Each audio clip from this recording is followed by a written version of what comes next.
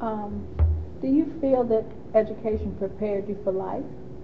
How well did it prepare you, and in what ways? Okay. Actually, I think I got a very good uh, preparation for life through my education because I got to see, first of all, in addition to the reading, writing, arithmetic, what they call the 3 R's, I also had a great many experiences, what you would call kind of the social history kind of experiences, from number one, beginning in the segregated school system, where I found that even though the material resources were limited at Banneker when I was there, I mean, we didn't have textbooks. Our teacher wrote the work on the board, chalkboard, and then we had to copy things on paper, our assignments and things like that. We didn't have, I never had a textbook in the first grade when I was at Banneker. But what I did have was, there was an amazing amount of support from the teachers. One of the most vivid memories I have is my first day of school at Banneker. My sister, Phyllis, had graduated that in the spring before, and then I started in that fall. And it was just real striking to me that when I started, a bunch of the high school teachers came down to see me in the first grade class, and they all introduced themselves, and they talked about how good a student my sister was, and that basically if I pay attention and do what I was supposed to do, I could do just as well. And it was a real family kind of feeling.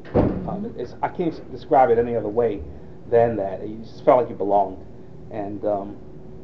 And each of my older brothers and sisters had the teachers. They were all familiar with the family, and they knew that my parents were supporters of the children's education. So it was just it was a good feeling and a very good experience. Then they integrated schools. I think it was 1965 when I went to Hollywood School, and I had an experience that was the other end of the spectrum, where you weren't really welcome in the school. It was I think the teachers were on the leading edge of a kind of a social experiment, and they really didn't have proper preparation to handle the things that were going on. But one of the biggest kind of sharpest memories I have from that was, I think that they were told, I'm speculating here, that we weren't going to be as smart as the white children were. That I guess they knew we didn't have any books or any materials or anything, but what they didn't realize was that the social supports that we had made up for those material things that were missing, but I don't think they were anticipating that. So I think they had lower expectation for what our performance was going to be.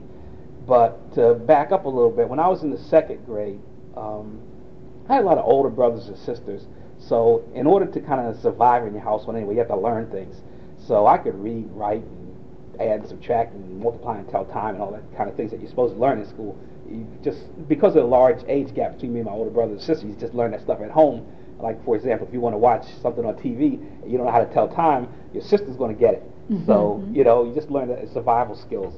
So when I was at Banneker, Miss Lee noticed that I was ahead of where I was supposed to be for my class. So what she did was, I guess they must have had like a warehouse or something with textbooks, and she went and got some books from older classes and just tried to see if I could do the work in them, and I could do it pretty easily, actually, up until about the fourth grade. So she went and got a whole bunch of fourth grade books, and my math, my spelling and reading, all those kind of books. I had fourth grade books when I was in the second grade, and really there were no textbooks, but these were like samples or something they had at the board, and she gave those to me, and that's what I worked from.